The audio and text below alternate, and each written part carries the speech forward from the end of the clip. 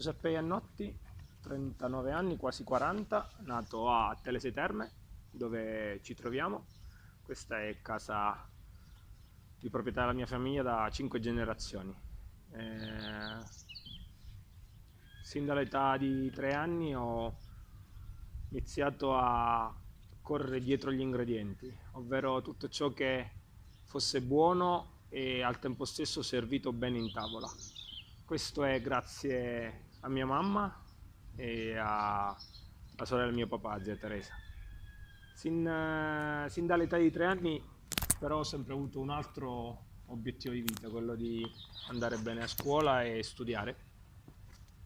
E quindi dicevo che volevo fare liceo scientifico e ingegneria informatica. Alla fine ho continuato dal punto di vista del profilo scolastico, quindi ho iniziato a studiare, ho fatto le scuole medie, il liceo scientifico e poi ingegneria. A 4 esami dalla fine della laurea ho iniziato a pensare che forse la mia strada fosse diversa da quella che stavo studiando, anche ricordando un po' quella che è stata l'educazione da parte di mio padre, ovvero il fatto che noi qui abbiamo 5 ettari di vigneti e questi vigneti per noi d'estate sono sempre stati l'antivacanza, ovvero una parte del periodo che inizia da giugno e finisce diciamo settembre-ottobre con la vendemmia. Mio padre, la mia famiglia erano sempre qui a sistemare i vigneti, a prepararli per la vendemmia. Io ho sempre odiato quello che fosse il sudore, che fosse lo zolfo negli occhi e la terra. Infatti ho sempre pensato che non volevo vederla nemmeno nel vaso dei fiori. E quindi da quel momento, all'età di 10 anni, mio padre ci prende, a me e mio fratello, e ci porta nel vigneto e ci spiega perché dovevamo andare bene a scuola. Alla fine, non tanto perché la scuola ti insegna a lavorare, ma la scuola ti serve per scegliere che tipo di lavoro fare. E quindi alla fine io ho deciso di scegliere di non continuare il percorso di ingegneria e darmi a una delle passioni che durante gli anni mi hanno portato fino ad oggi.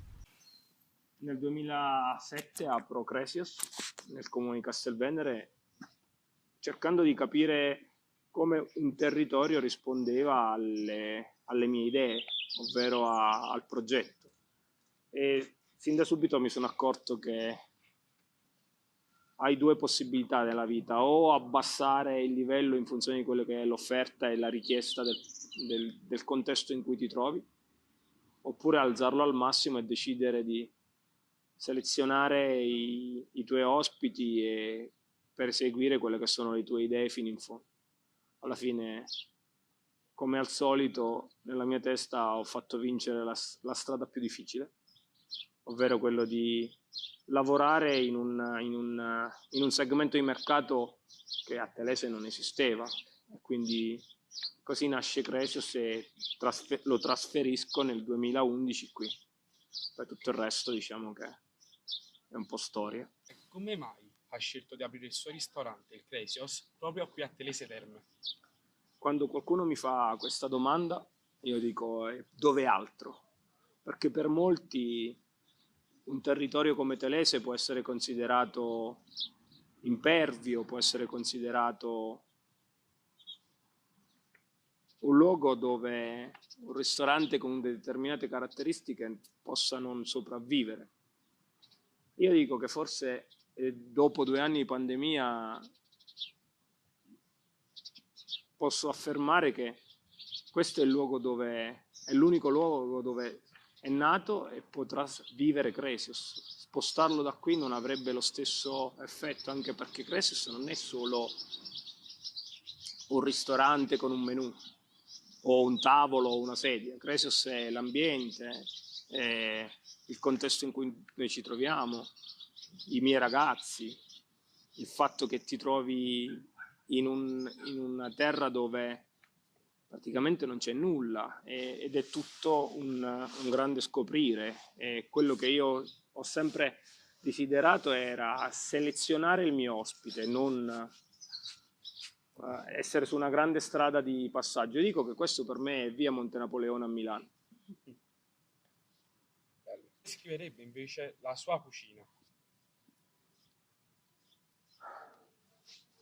Descrivere la mia cucina è una cosa abbastanza complessa. Nonostante noi al tavolo non chiediamo mai se un piatto è piaciuto oppure no, perché il buono è come il bello, è qualcosa di estremamente soggettivo. Quello che ricerco nella mia cucina è il divertimento. Non auguriamo buon appetito, auguriamo al tavolo buon divertimento. Anche perché buon appetito è, lo dice mamma quando ho fame. E noi non siamo un ristorante da sfamare, è un ristorante dove ci occupiamo del lusso dell'ospite, che paradossalmente per qualcuno il lusso può sembrare la parte economica, il budget dedicato alla cena, ma per me il lusso di un ospite e ne sono onorato, è il tempo che ci dedica, perché ogni imprenditore, ognuno di noi vorrebbe in qualche modo comprare del tempo e non ce l'ha. E quindi per me il vero lusso è la mia cucina è occuparci del tempo delle persone, facendola divertire. Entrare nel merito delle scelte tecniche, tecnologiche, anche perché qualcuno ci definisce modernista, qualcun altro ci definisce complessi. Poi si siedono a tavola e dice: ma io ho riconosciuto tutti gli ingredienti. Infatti il menù è un caos organizzato. La sua squadra viene definita come un solido ingranaggio. Ci può illustrare cosa è per lei il concetto di formicaio? Cresios è Giuseppe Iannotti, Eugenio, l'italiano, il mio sous chef, Alfredo, Buonanno, Gabriele, Marino, Elisa, Simone, Antonio, Giovanni, Alessandro, Stefano, Anna Maria. E i miei ragazzi si sorprenderebbero che li ho ricordati tutti. E Antonietta, l'ultima arrivata. Cresius senza di loro non ha motivo di essere. E io dico, soprattutto oggi, dico che loro potrebbero lavorare in qualsiasi altra parte del mondo al doppio dello stipendio che io gli do. Non che li paghi poco, ma nemmeno posso permettermi determinati prezzi. Questo non significa che loro si stanno accontentando, ma stanno scegliendo forse l'unico posto che oggi non li considera un numero. Il formicaio è un luogo estremamente organizzato, dove si lavora come un team, dove ognuno sposta un granello per arrivare a formare una montagna. Questa non è una montagna, questa è la catena montuosa più impervia che esiste nel mondo. Potrebbe essere le Ande, potrebbero essere i Pirenei, potrebbe essere addirittura le Alpi. Però ognuno di loro, quando li vedete muovere sia in cucina che in sala, sembrano non esistere. E questo per me è il servizio perfetto, ovvero quando sia dalla cucina che dalla sala non esiste un rumore, non esiste una voce, perché tutti sanno cosa fare nel momento giusto. E questa cosa è una grande soddisfazione per me. È sempre stato l'asticella che si sollevava alla ricerca della perfezione. Sanno bene che io non sono alla ricerca del... non impartisco ordini, io definisco lo standard. Loro non hanno orario di ingresso, non hanno orario di uscita e sanno esattamente quello che devono fare. E quando lo decidono da soli, in estrema autonomia. Sotto il porticato del Cressos ci sono i loro giochi, il biliardino, il flipper. Fino a poco tempo fa c'era un divano dove 99 su 100 li trovavi a dormire. Per loro, non tanto per gli ospiti. Alla fine abbiamo tolto perché oltre loro ci dormivano i gatti. E quindi per evitare che passassimo del tempo sempre a pulirlo, a cercare di ho detto vabbè togliamolo e li vedi che dormono tra il prato, i muretti, quindi questo per me significa formicaio, ovvero una grande famiglia e non tanto per dire, perché tutti spesso parlano dell'importanza delle risorse umane intese come elemento fondante di un'azienda. Io non parlo di risorse umane, io parlo di ragazzi che compongono questo progetto. In questo suo progetto ristorativo noi abbiamo notato la decisione di non utilizzare un menù alla carta, un menù fisso, ma permettere solo in maniera parziale la scelta dei piatti. Puoi illustrarci il motivo di questa scelta?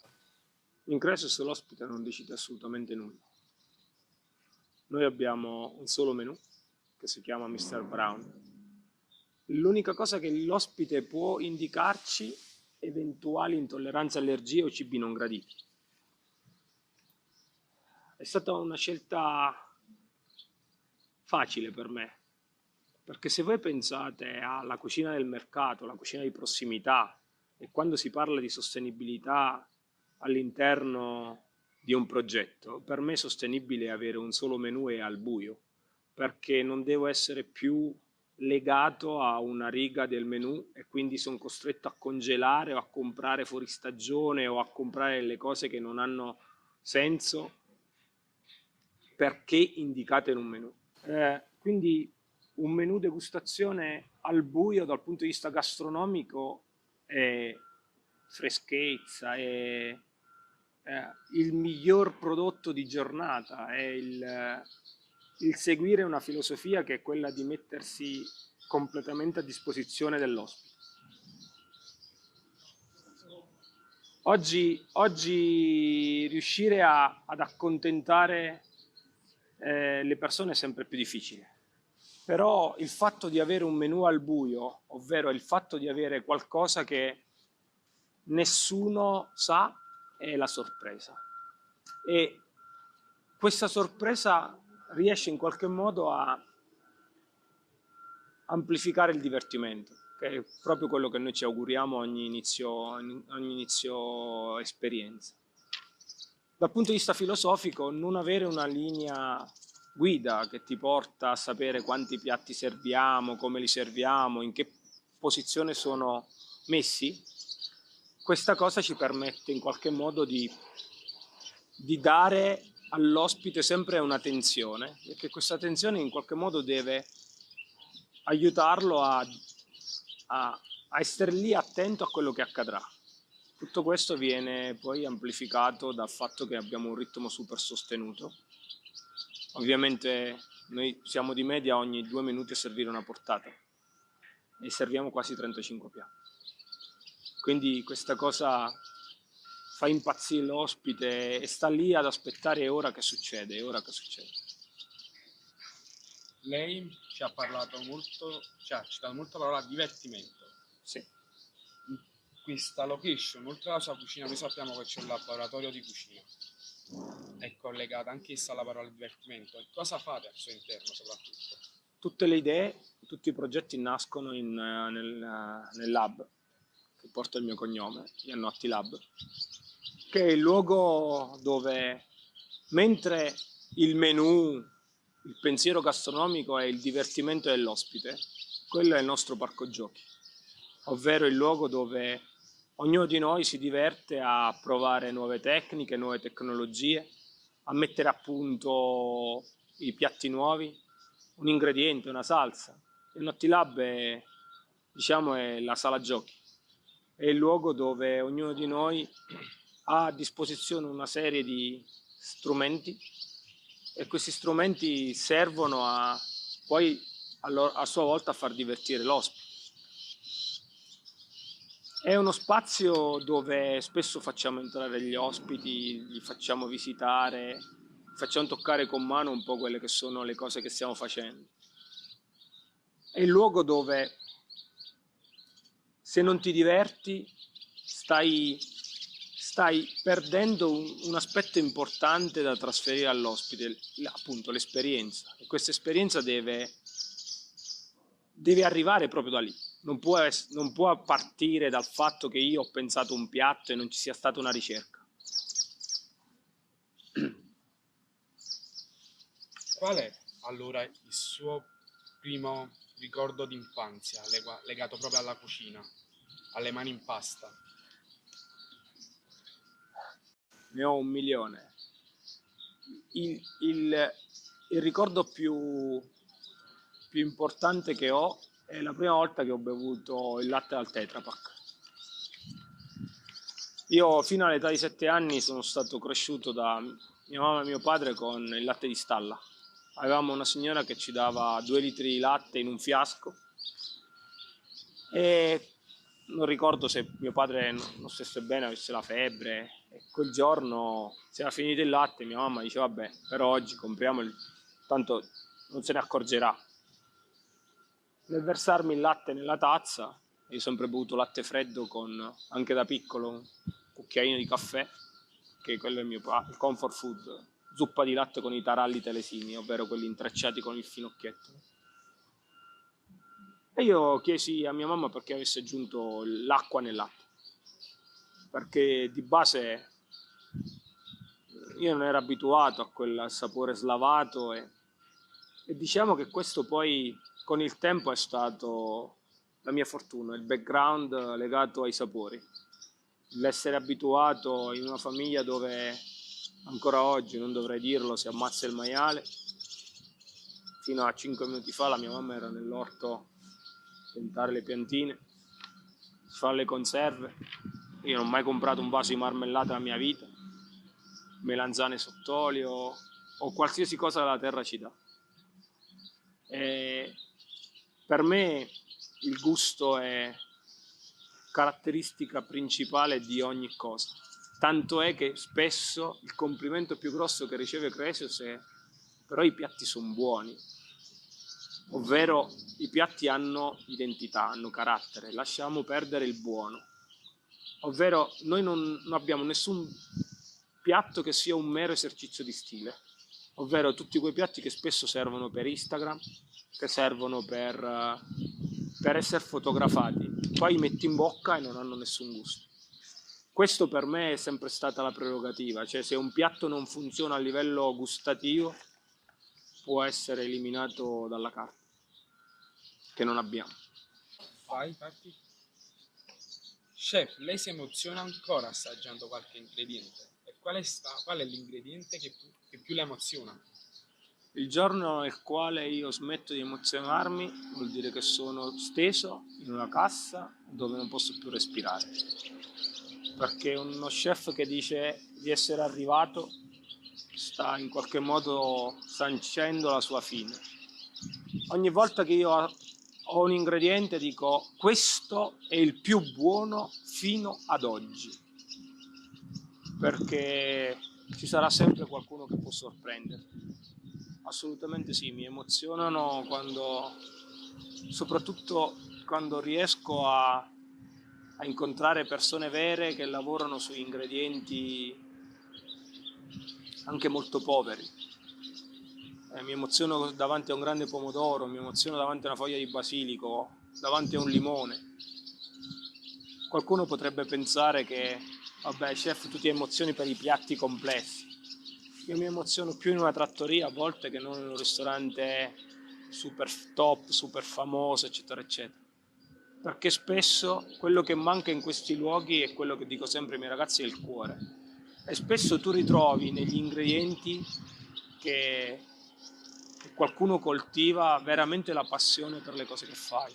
Quando trovi una grande cipolla, piuttosto che trovi un produttore che fa le olive e decide di andarle a molire quando inizi a vedere il 10% di invaiatura, che va nel frantoio e sta lì a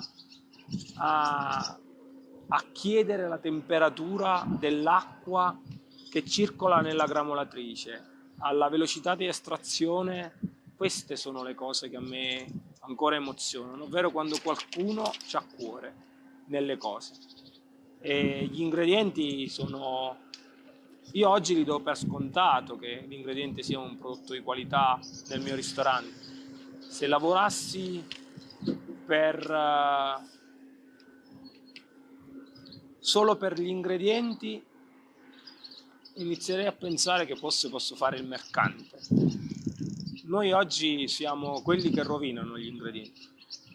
Difatti quando qualcuno mi chiede, come la domanda che mi è stata fatta prima, ti vuoi presentare? Io mi presento non come chef, come cuoco, ma mi presento come friggitore di uova. Perché oggi la figura dello chef è sempre stata sta diventando sovraesposta e non salviamo vite umane, gli eroi, gli artisti sono altri. Noi oggi ci occupiamo veramente della felicità dell'ospite.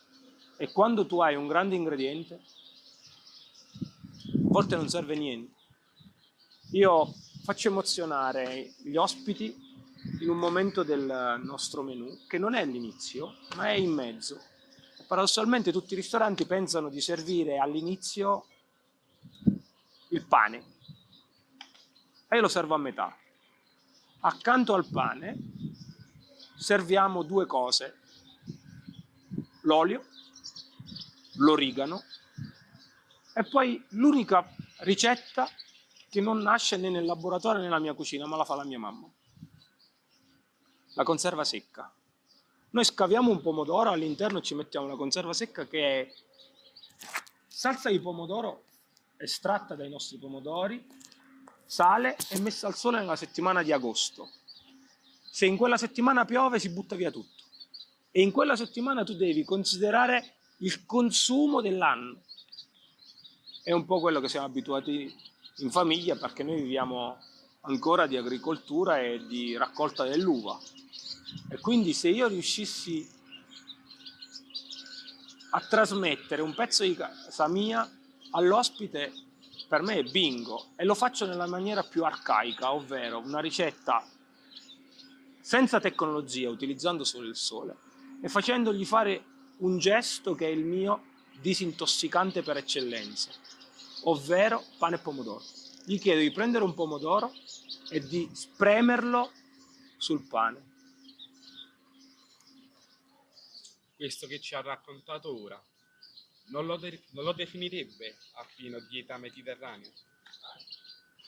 Tutto quello che ho raccontato finora per me è dieta mediterranea, perché la dieta mediterranea è uno stile di vita, è avere rispetto per l'ingrediente, utilizzare la giusta quantità di grasso, di olio, utilizzare la giusta tecnica per esaltare l'ingrediente.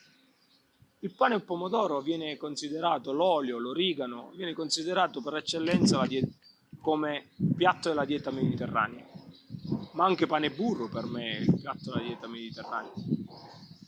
Questo non significa che noi oggi dobbiamo prescindere dalle cose buone. Spesso si sente parlare della diminuzione delle proteine. Io dico sempre, sì, la carne fa male, ma fa male quella cattiva. Un allevamento sano delle bestie equivale alla pianta di insalata che sta coltivando mia mamma, perché la stessa insalata in un campo intensivo ha un valore relativamente inutile per la dieta di ognuno di noi. Ci sono tanti luoghi comuni che noi combattiamo giornalmente e uno di questi è proprio gli slogan. Spesso si corre dietro a paroloni, a messaggi che in qualche modo dovrebbero sensibilizzare le persone. E invece sembrano slogan pubblicitari per rincorrere il prodotto biologico, biodinamico. Sono termini che ci inondano e continuano in qualche modo a essere presenti nelle nostre vite. Però poi ci spaventiamo se una mela non è lucida, è un po' marcia, o se in una pianta di insalata c'è una lumaca viva. Un aneddoto riguardo questo è che la mia famiglia nel lontano 85 aveva un negozio di frutta e verdura nel centro di Telese. Uno dei nostri migliori clienti riporta indietro, siccome erano super affezionati, noi avevamo una clientela super affezionata, si facevano preparare la spesa e la venivano solo a ritirare, avendo solo un conto. Mio papà un giorno vede ritornare con un sacchetto una cliente, dice: io questo da lei non me lo sarei mai aspettato. Il mio papà le chiede se ho fatto qualcosa, ho sbagliato il peso, ho fatto il conto male, l'ho sbagliato a dare il resto. E lei risponde: no, io è una cosa orribile, non me lo sarei mai aspettato. Papà dice: mi può dire cosa è successo? Ieri sera ho lavato l'insalata, addirittura nell'insalata c'era una lumaca. Mio padre le chiede: signora, ma la lumaca era viva o era morta? Addirittura viva. Io ho buttato tutto. A mio padre dice: guardi signora, lei dovrebbe baciare a terra, perché vuol dire che quella pianta di insalata non è stata trattata. Perché normalmente nei campi, quando si coltivano le insalate per essere vendute, si usano gli antilumaca. E quindi trovare una lumaca viva significa che erano passati almeno 8 giorni e quell'insalata non era stata trattata, quindi era commestibile. Così come spesso si sentono critiche ai colori dei gelati. Uno di altro ingrediente della dieta mediterranea sembrerebbe, visto che siamo nella culla del gelato e tanti vorrebbero portare nei loro paesi il gelato, inteso come ricetta italiana. Sono stato negli Emirati poche settimane fa e mi chiedevano quale fosse il miglior gelato, quindi anche lì vogliono il gelato. E ho uno zio che con una gelateria, un giorno una signora chiede: vorrei un cono gusto banana. Signora distinta. Mio zio prende il cono e inizia a preparare. No, ho detto banana. Mio zio dice: guarda signora, questo è banana. La signora un po' con la puzza sotto il naso lo guarda e dice: da quanto in qua il gusto banana è bianco? E mio zio gli rispose: signora, da quanto in qua le banane le mangia con la buccia. L'olio invece, come lo valorizza lei? Oppure se ci può dire che olio usa? Nelle domande qui sopra vi ho dato alcuni dettagli che spesso molti chef non conoscono, ovvero il processo di estrazione. Io sono talmente malato che negli anni dietro l'olio ho fatto di tutto. Ho comprato olive, ho lavato frantoi perché volevo che fossi il primo ad entrare nella linea di produzione, perché spesso l'olio viene contaminato dalla partita di olive che viene molita prima.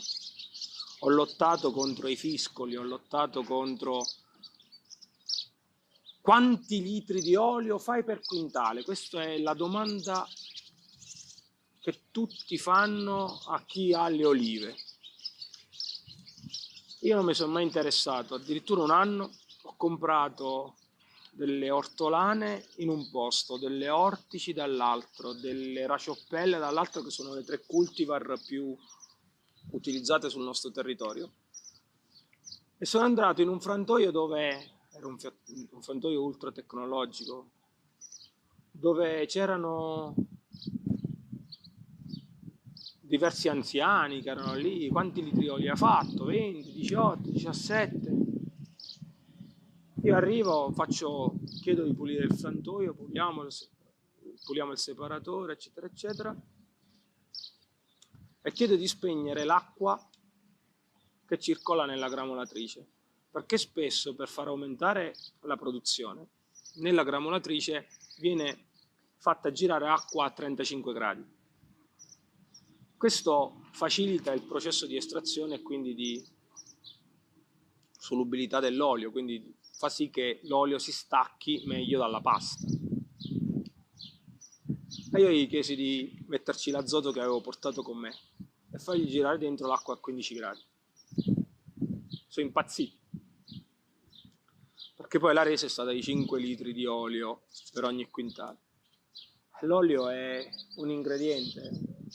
Tanti ristoranti, tanti chef hanno 2 tipi di olio, tanto per l'aspetto aromatico ma per l'aspetto economico.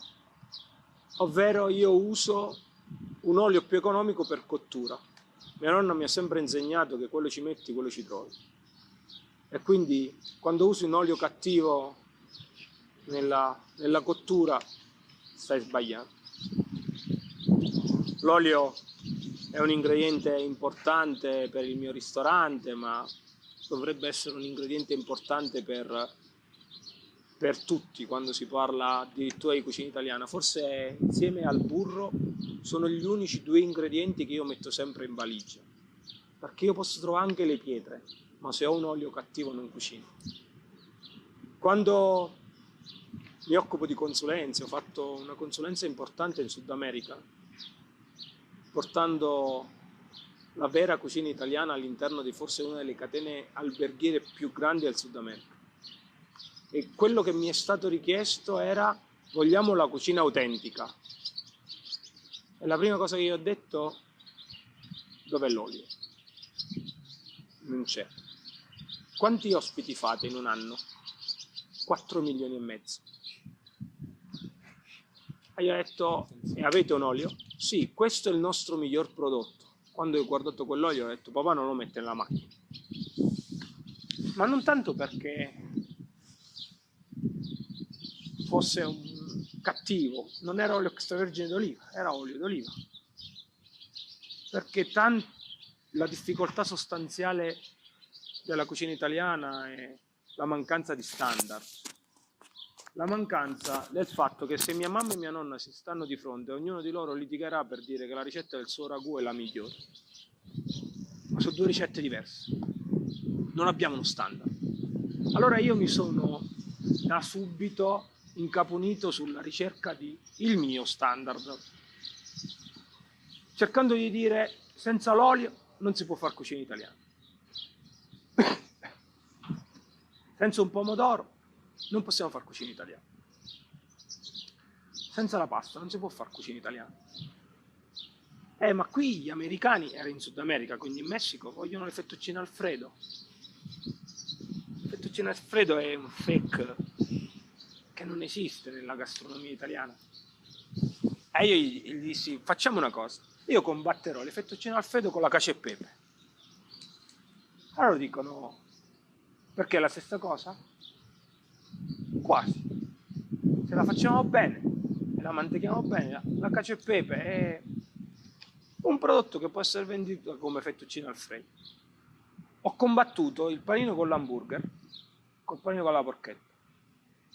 In Sud America sono impazziti, cercando di dire: se tu hai un grande olio, poi puoi fare quello che vuoi.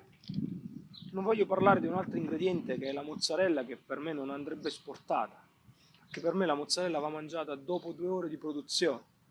E loro mi chiedevano di fare la caprese.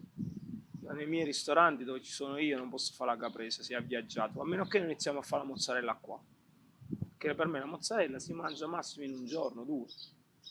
Questo non vuole essere contro a chi importa, eccetera eccetera. Io parlo sempre di qualità estrema. Poi ovviamente uno si accontenta e dice: vabbè, lo so, però gli faccio fare un viaggio in aereo di 24 ore, la mangerò domani. Non sono un critico nei confronti di chi fa questo tipo di lavoro, di questo tipo di business, ma permettete che io sono nella culla della mozzarella e voglio il più grande prodotto che esiste sulla faccia della terra, dove io ci devo mettere la firma. La pastina al formaggio. Perché ha deciso di mettere un piatto dell'infanzia di tutti i bambini in un suo menù? E la reazione anche di questa portata dei suoi ospiti? Come hanno reagito? Ci colleghiamo a quello che ho appena detto. La mozzarella di bufala per me è la dieta mediterranea, il piatto perfetto. Per me la mozzarella di bufala è qualcosa che non andrebbe tagliato, che non andrebbe condito, che non andrebbe cucinato, ma che andrebbe morso come una mela dopo 2 ore la produzione, dove è anche un po' pornografico, perché deve essere esattamente turgida come una tetta di una donna, perché se non lo è, non è una mozzarella. Oggi con questa premessa io non potevo portare a tavola la mozzarella e ne ero estremamente dispiaciuto, perché non stavo raccontando un pezzo del mio territorio, non stavo raccontando quello che è per me veramente il piatto perfetto. Allora con Eugenio, con Simone, iniziamo a ragionare su come poter trasmettere quel gusto. E arriviamo alla conclusione di dire, ok, prendiamo gli ingredienti della mozzarella di bufala, latte, la panna di bufala e il latticello, che non è nient'altro che il liquido di filatura quando il casaro aggiunge l'acqua calda che serve per iniziare a far filare. Questo liquido è normalmente il siero innesto della salamoia, dove la ricetta che caratterizza ogni casaro. Io prendo questi 3 ingredienti e decido di cagliarli in maniera diversa per fare i formaggini. La pastina col formaggino non è nient'altro che la mia interpretazione della mozzarella di bufala. Formaggino lo spalmiamo, che ne facciamo di pastina. Pastina col formaggino, quindi grande intensità di gusto, e la servo come ultimo piatto salato, prima del dessert, anche perché il formaggio è un dessert. Deve completare l'esperienza il contenitore, il design del piatto, la posata. Siamo arrivati a 60 forme di forchette e coltelli, abbiamo piatti disegnati in tutto il mondo. Un giorno dico, ragazzi, facciamo la pastina e troviamo un piatto che ricordi esattamente quello dei bambini, e quindi io prendo e lo metto nel piattino di Migni e Topolino. Ma non ero soddisfatto, perché solo il piattino era qualcosa che poteva sembrare banale, ma quello che ha svoltato questo piatto è stato l'utilizzo del cucchiaio di caucciù, che per molti dice il cucchiaio per i bambini, ma il cucchiaio di caucciù è quello che io adoro osservare negli ospiti, soprattutto quelli più anziani. Se lo continuano a tenere in bocca dopo aver mangiato la pastina, come se fosse un ciuccio, perché fondamentalmente il cucchiaio di caucciù continua la fluidità della pastina perché è cremosa e soprattutto è termoreversibile, nel senso che non appena tu lo metti nella pastina, il calore, non hai lo stacco tra il freddo del cucchiaio d'acciaio e la pastina, quindi tu lo mangi e dici alla stessa temperatura di quello che sto mangiando, che è poi l'effetto che vedete spesso del bambino che si tira indietro quando gli mettete la pastina e il cucchiaio freddo. E io ho detto, facciamola così. È il divertimento, ragazzi, non immaginate quanto io mi diverto a vedere le persone che mi dicono erano 70 anni che non mangiavo una pastina. Oppure mi dicono io non ho mai mangiato la pastina, la sputavo pure a mamma, però questa è buona. È successo 4 giorni fa. Concludiamo con una domanda che può sembrare strana. Come spiegherebbe ad un alieno lo stile di vita mediterraneo? Ma l'alieno ci guarda, quindi alla fine dovrebbe già sapere. E se guarda soprattutto su questo pezzetto di terra, si accorgerebbe che anche i miei ragazzi, per la cena del personale, che è la cosa più importante della giornata, più di quella degli ospiti, che non è così complicato seguire quello che tutti infiliamo sotto questo grande cappello di dieta mediterranea. È uno stile di vita, è un modo di approcciarsi all'ingrediente, è il rispetto del lavoro di chi ha portato in tavola quell'ingrediente, è il rispetto per qualcosa che, se non fosse così vorrei inventarla io. E insalata di pomodoro, e un pane e olio o pane e fagioli, e un pezzo di carne sui carboni, e l'anguilla del fiume Volturno fatta in umido da mamma con le foglie d'alloro, e il calamaro fritto, perché tutti quanti poi sentiamo frittura e ci spaventiamo. La dieta mediterranea è il nostro pane quotidiano, e l'alieno, se vuole capire qualcosa, deve venire a farsi un giro con me.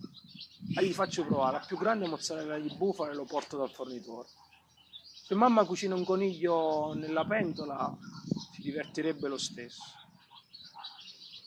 E il ragù di piccione servito al mio amico Davide Mugnoz, cotto accanto al camino. E la mia passione è il formaggino. E un pezzo di agnello arrostito. Se noi riusciamo a far capire che con le dovute precauzioni qualsiasi cosa noi facciamo con estrema qualità può essere incluso nella dieta mediterranea. Forse la dieta mediterranea è una cosa, cioè non è una sola cosa, non è un eccesso. Quindi non è un eccesso di grasso, non è un eccesso di sale, non è un eccesso di zucchero, non è un eccesso di proteine, ma non è un eccesso nemmeno di vegetale. È l'equilibrio perfetto tra quello che ci appartiene in casa nostra, nei nostri orti,